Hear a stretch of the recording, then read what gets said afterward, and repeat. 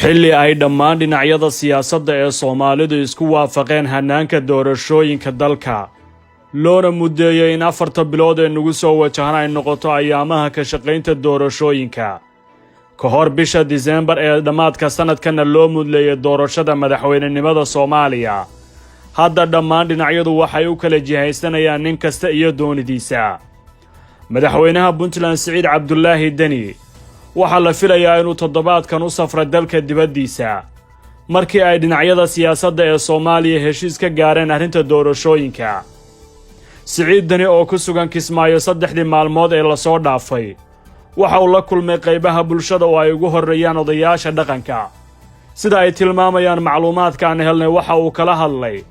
soo bixitaanka mudanayaasha cusub ee baarlamaanka sida loogu baahan yahay inay noqdaan kuwa siyaasad ahaan loo midayn karo waxaana loo arkay inay tahay bilowga ololo cusub oo xagga siyaasadda ah kuna wajahan isku dubaridka qorshe siyaasadeed gaaraya 2021 iyo ku jihaysashada arrinta doorashooyinka ee Muqdisho sida ay cadaynayso xog aanu helnay Siciid Deni waxa uu socdaalayaa Kenya Imaaraadka Carabta iyo Djibouti oo ay dhammaan kala dhaxayso isgaashaan boorsi siyaasadeed gaar ahaan marka ay joogto arrimaha doorashooyinka ee 2021 iyadoo si weyn indhaha loogu hayo dhaqaaqyadiisa ku wajahan tan iyo safaradaasi markii uu soo bilowday hamiga la xiriira inuu noqon doono musharax u taagan xilka madaxtinimo ee Soomaaliya Siciid Deni booqashadiisa Djibouti waxay uga dhigan tahay mid weyn oo siyaasadeed maadaama Ismaaciil Cumar Geelle ay saaxiibo dhow ahaayeen sanadkan Ismaaciil uu qayb ka noqonayo loolanka madaxtinimada Soomaaliya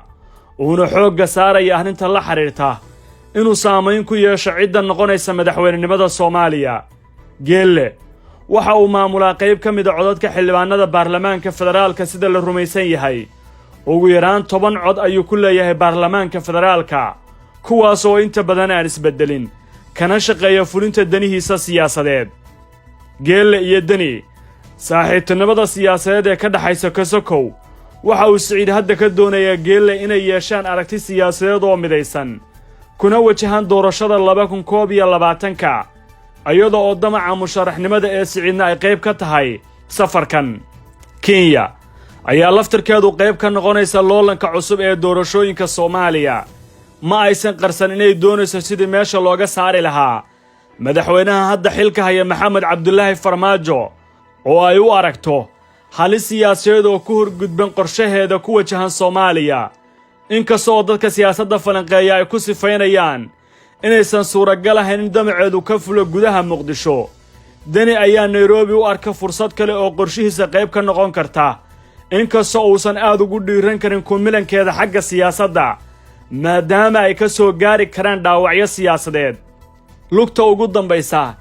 ee safarka madaxweynaha Puntland waa midda ku wajahan Imaaraadka Carabta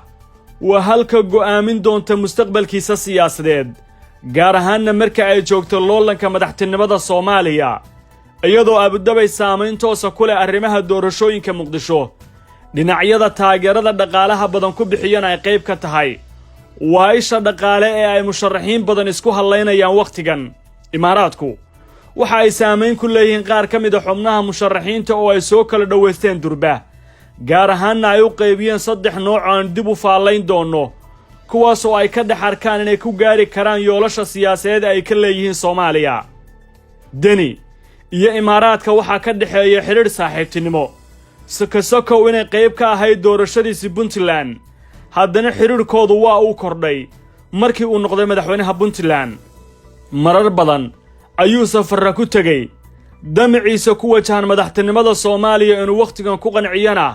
waxa ay u tahay ujeedada safarkiisa Dubai uu kula kulmay qaar ka mid ah madaxda Imaaraadka ee qaabilsan hawraha muqaabaraadka gaar ahaanna kuwa qaabilsan tubta doorashooyinka 2021 habeen joogida Kismaayo 3 safar ee dalalka Kenya Imaaraadka iyo Djibouti waxay go'aamin doonaan hanka madaxweynaha Puntland ee u tartamida madaxweynenimada Soomaaliya doorashada lagu heshiiyay inay qabsoonto bilaha nagu soo wajahan waxa uu marka uu dib ugu laabtay Garowe haddana bilaabi doonaa inuu gaaro qaybo ka mid ah caasimadaha dawlad goboleedyada sidoo kale olole xoogan ayuu hadda ka wadaa gudaha Muqdisho iyo Koonfur Galbeed taas oo aan qarsoodi ahayn laakiin si weyn ayaa la isku weydiinayaa musharaxnimada Siciid Dani marka uu shaaciyo saamayn noocee ah ayay noqon doontaa. السلام عليكم ورحمة الله وبركاته. magacaygu adna leedahay waxaan ku noolahay Sweden. Transfer Galaxy waxay iga caawisay inay isku keen xiriir fiican aniga ee asxaabtay iyo waalidkayga. Transfer Galaxy waxaan u doortay sida uu u sahlan yahay iyo sida uu u dhaqso badan yahay.